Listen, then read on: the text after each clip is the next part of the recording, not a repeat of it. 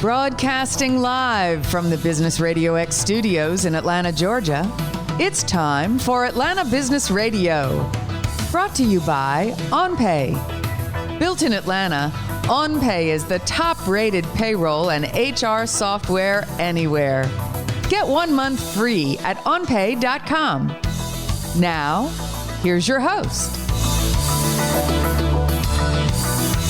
Lee Cantor here, another episode of Atlanta Business Radio, and this is going to be a good one. But before we get started, I'd like to thank our sponsor, OnPay. Without them, we could not be sharing these important stories. Today on Atlanta Business Radio, we have Shantha Wetterhan, and she is with Competitive Edge, Online Marketing and Branding. Welcome. Thank you so much for having me, Lee. I really appreciate the opportunity to chat with you guys. Well, before we get too far into things, tell us about Competitive Edge. How are you serving folks? Yeah, definitely. We are Atlanta area marketing firm. We've been in business for over 6 years, and we work with our clients one-on-one.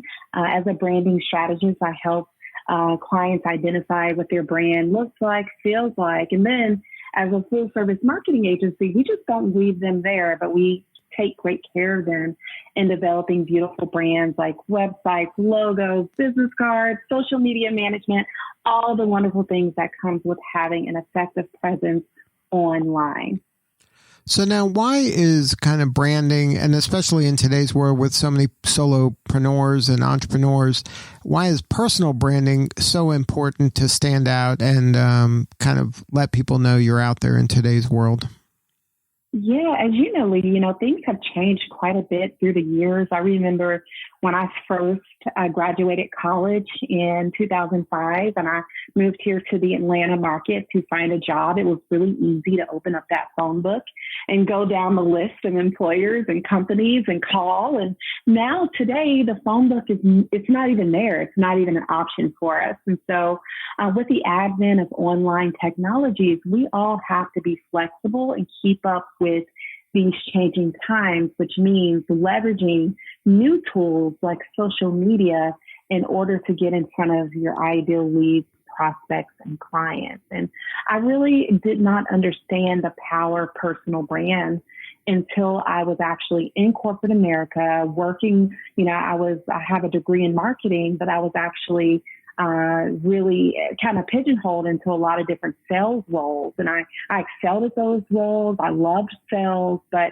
I knew my passion was really marketing. And I had to step back and look at my career and go, why am I being kind of pigeonholed as a sales producer when I want to do marketing? And that's when I really uncovered personal branding and the power of reinventing myself and really marketing myself, even in my career as a marketer. And then the sky was the limit. I started, landing positions, higher level positions in marketing and content strategy. But it really started from understanding the power of personal brand. And now I've been able to translate that into my business today as well and help other people uncover the power of it too. And branding is one of those things, if you're not doing it consciously, your clients or prospective clients are doing it anyway. So you might as well put some intention behind it, right? Yeah, absolutely. You are absolutely right, Lee. If you're not managing your own brand online, somebody else is managing it for you. And in fact, it's important for us to take even a step forward and think about this. Jeff Bezos, I can never say his name right, but we all know him, the owner of Amazon. You know what he says? Your brand is what other people say about you when you are not around. And so brand loyalty these days, it begins online. A lot of times people, they're looking for you. They're looking for an expert. They're looking for the services that you have to offer, but they can't find you if you're not positioning your business and your brand in the right way and really prioritizing the different aspects and attributes of having a powerful personal brand. So now, what are some of the characteristics in your mind of a powerful, impactful brand? Yeah. So the one thing we have to think about when it comes to personal branding is consistency.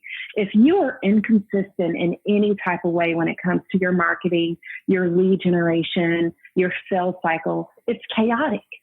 Branding is all about showing up daily, being a consistent leader in whatever industry that you work in, and getting in front of your audience in a way that you can broadcast that powerful, clear, impactful message to the world.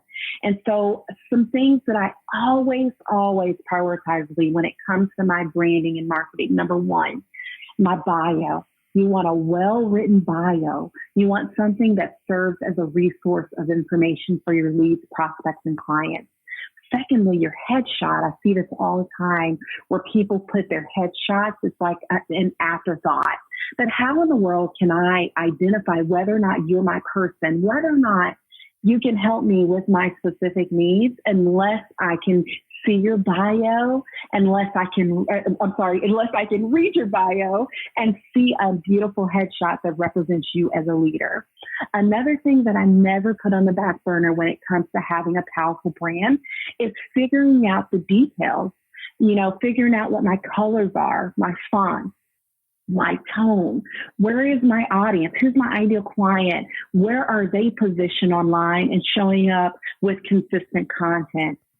A few other things, my email list. I'm always adding and growing to my email list. That really helps with furthering your brand. And of course, the creme de la creme of having a wonderful brand is a polished, modern, up-to-date website that represents all those values that I just discussed, your colors, your tone, really taking into account your ideal audience. And you really want to encapsulate that onto a beautiful website, which is your home on the internet. Now, authenticity is at the heart of a lot of people's brands, and it should be, I believe. And what are some ways that a business owner can be authentic and congruent between their brand, themselves personally, their business? Like, how do you make all of that align? Yes, Lee, I love this question. So one of the things that can help with authenticity, actually the first thing that you want to think about when it comes to showing up in an authentic way, whether that's online or whether that's even when you're face-to-face or doing networking or doing face-to-face or traditional marketing, it's always important that you consider who your target market is, who is your ideal client, and in what ways are you going to speak to them where it makes an impact for them. And so, a lot of times when we're thinking about how to make a sale or how to get in front of our leads, prospects, and clients, a lot of times we don't put ourselves in their shoes and think about how they're seeing our branding. How are they receiving our message? And so if we're able to do that, maybe even take a bird's eye view of that, we're able to come across in a way that's more impactful for them so that our message is received in the right way. Also, another thing, authenticity can really be a byproduct of sharing your story, Lee. So instead of actually selling to your audience or, going into lead generation or building a business based on what you can get out of a person or maybe just shoving your message down, it's kind of like having those billboards along the highway. They're not very targeted. They're just really hoping the right person will see them and that it sticks. Or when you pick up the phone and it's a telemarketer or a sales call on the other end and they really haven't done any research on you and your specific needs. You really don't want to get the repercussions of being a billboard or a spam call. And so one of the things that can help with authenticity is being able to tell your story. Think about when you're watching Progressive insurance commercials or Geico commercials. Those things are extremely entertaining. They never really sell insurance, though, if you notice. It's always a story. It's always something cute. It's always something kind of quirky. But those things really never sell insurance. If you look at American Idol, for example, when you are trying to watch, you're thinking you're just watching a show to vote on a singer. But really what American Idol does is they paint a picture of that singer. They tell their story. And so now you have an emotional investment in that singer. You have, if you're able to laugh at a Geico commercial, that is an emotional investment. People really make decisions based on solutions. And so if you're able to get people past them feel like, oh, they're just trying to sell me. Here comes another commercial. Instead of, you taking them through the idea of working with you by telling your story, that can lead to clear authenticity. Now, in a lot of businesses' case, they don't need millions of clients. They only need a handful of clients, maybe in a lot of cases less than 100 or less than 50, in some cases 10. How do you help your clients kind of understand you don't have to talk to the world, you just have to talk to the handful of people who could possibly be the right fit for you and your firm? Yes, Lee, I love this. One of the things, but like I said, I've been in business for over 6 years, and through the years, it took me 2 years to make money. I left a very well-paying corporate. I actually headed up the content strategy for a global company. And my husband, he's in IT, and he thought it was so cute that it was a little hobby my business was at that time. It took 2 years to replace that corporate income. And today I'm well into the six figures. And that's because I've been able to niche down. And it took 2 years to realize, I thought that I was supposed to help everybody. And the way to the money and the way to success was to be a resource for everybody in the world. But in fact, I have through the years been able to niche down. I have a couple of niches that our agency works with. And one of the things that I've learned is you don't have to be all things to all people. In fact, when you're able to niche down, you are seen as a specialization. And then you can command higher rates. You can command more visibility because you're providing a very specialized service to a particular industry. And so one of the things that can help you with that is making sure that your social media profile is speaking directly to the people that you're looking to work with. For example, as a marketing agency, one of our core niche demographics are real estate agents, realtors, closing attorneys, and we also work with lenders. And so we speak directly to the needs of this niche demographic. We also ensure that our accounts like LinkedIn, they're connecting with these specific demographics. We're not all over the place. We're not trying to get 1 million followers. Those are just vanity things. But if you're able to really hone in, focus on your ideal clients, build an audience of people that are really excited when you post, are interested in your services, and you understand intimately their industry, their needs and pain points, you will be successful at whatever you decide to do in business. Now, what advice would you give that entrepreneur out there who maybe always thought that I got to serve everybody because anybody and everybody could use my services? How do you kind of find that niche that's right for you and that's appropriate for your skill set and their clients you want to work with? Absolutely. Now, I must say, I mean, you can probably attest to this. Business is it's a journey. It's not a race. We have pitfalls. We learn. I'm grateful for my failures and my mishaps and my hiccups in business along the way because I've learned and it helps me better. It helps better myself. And so do not underestimate your journey. Do not underestimate the pain that you might have to go through in order to find your niche. It may take working with different types of clients initially. It may take working with different types of clients to figure out who you like, what type of clients you enjoy serving, and then, wholeheartedly and courageously serve them. So another thing that you could do is do some market research and figure out, if you have a particular service or a skill or something that you wanted to offer, you can really identify the type of industries that are in dire need of what you have. And so with real estate, because I really I followed a passion of mine, which is training and teaching. And someone noticed that they invited me to teach some Georgia Real Estate Commission courses. These courses are required. Real estate agents have to take a certain number, 36 hours per year. And so it was through LinkedIn. Someone saw a post that I was making about teaching workshops, and they invited me to come in and teach some continuing education courses. And the rest was history. I never even considered real estate as a niche demographic, but it was through my passion of teaching and training that it just opened up a world of opportunities for myself and my agency. So you can follow your passion. You can, maybe do some market research and figure out some niche demographics that would really need you, or you can, kind of put your toe in the water, kiss a lot of toes as I did, and figure out a demographic from there. Now, when you're working in a niche like this, one of the tools at your disposal is content marketing. How do you leverage content marketing to help serve your kind of ideal clients? Yeah, I absolutely love the idea of content. It's probably one of the most favorite things that I get to play around with and dibble and dabble in from day to day.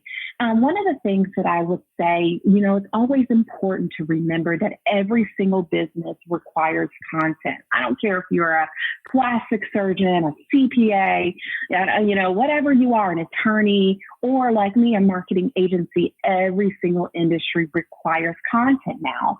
One of the reasons why is because we are in the information age. People are doing research.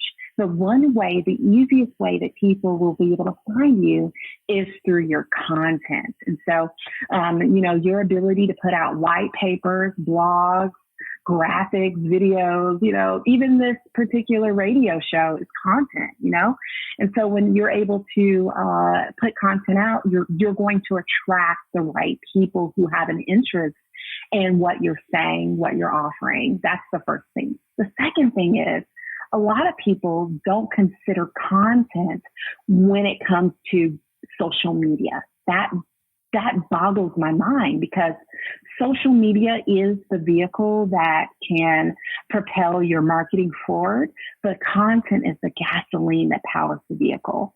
If you don't have the right content, you are not going to have the right impact on the audience. So what I tell people is, when it comes to content, follow the 80-20 rule. And so 80% of the time, you want to share informative, educational, inspiring, entertaining content. 80% of the time, we should be putting out so much value that people realize, and this is all tying back into having a brand. Once they realize that you are the expert in your particular demographic or niche, this is really being able to show value. Then the 20%, which is the selling stuff, comes a lot easier. If you're consistent in putting out really good content, you're going to drive the right people to your brand by way of that content. So I tell people all the time, if I go to your Instagram or your Facebook page and it's just salesy stuff, please buy from me, please attend my seminar over and over, that's going to totally turn me off. But if you are dropping in valuable content that might make me think, or may inform me on something, or I might smile, that definitely will help me trust you more. People do business with people, not businesses. And the number one reason why I'm going to do business with you is because I trust you. And having really good content will help you jump over so many hurdles on that pathway to trust. People will begin to trust you before they meet you. And like we said before, branding begins with your online presence. Brand loyalty begins online. People have the opportunity to trust you before they even meet you in person. And having great content helps with that effort for sure. Now, if you were to give advice for somebody who's new to this, what is like one simple thing that a person could do to get started in order to stand out? Yes, I love this. Video. So if you're just starting, and I talk with people all the time. For example, there was a real estate agent who was really green, really new in real estate. He worked with one of the major brokerages in Roswell, Georgia. And he felt a little intimidated. A lot of people in his brokerage, huge office, were doing very well. He didn't know how to get his foot in this new career of his. And so one of the things that he did was early on, there was actually a sports index that was supposed to go up a couple years ago. I don't know if you remember, Lee, but people were really, really upset about this sports index in Roswell. They didn't want it up there. And it was a very controversial thing. And so what he started to do was post video content about, he would go to a city council meeting and then he'd do a recap and post a video about it, or he'd interview residents and people, neighbors about the sports annex and get people's ideas and on this controversial topic. His videos went viral and people started associating him with the local community. He started to be seen as a local expert. And so what video does is it adds an essence of who you are. We call it the know, like, trust factor. So once you're able to get yourself on video, people will feel as if they know you. Once I know you, hopefully I'll like you. And if I like you, that breeds and gives way to trust. And so video, if you're just starting out, you have very little resources. I mean, you can get a little tripod off of Amazon. If you have an iPhone 11 or a good Samsung or whatever, you can set that up, have great lighting. Don't overthink it and just do video. One thing that will help you if you're just starting out, and the one thing that's helped me along the way is the mantra: progress, not perfection. That one mantra has helped me with everything, because I know people who are perfectionists and are still sitting on the sidelines wondering how to hop in the game because they're paralyzed by the idea of perfection. I am not a perfectionist. To a fault. I'm not a perfectionist, but what I am is I'm committed. I have a heck of a work ethic.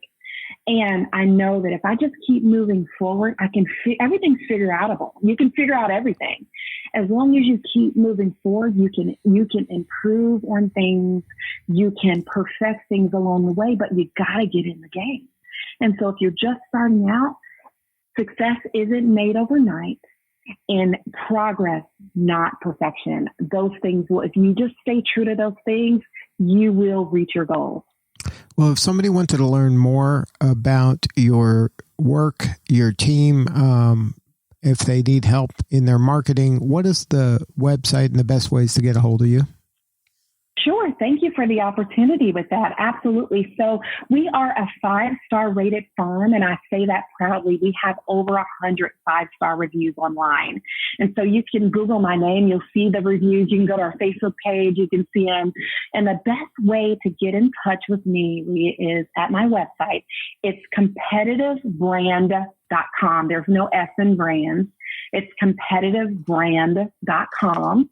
And of course, Instagram, Shantha Wetterhan is my Instagram handle. I'm most active there. But you can also schedule a 15-minute discovery session on our website at competitivebrand.com. Good stuff. Well, thank you so much for sharing your story today. Thank you. Thank you so much for having me. It was such a pleasure. All right, this is Lee Cantor. Thank you for listening to Atlanta Business Radio. And remember, we could not be doing this work without the support of our sponsor, OnPay. Please support them so we can continue to share these important stories. Today's episode of Atlanta Business Radio is brought to you by OnPay. Built in Atlanta, OnPay is the top-rated payroll and HR software anywhere. Get 1 month free at onpay.com.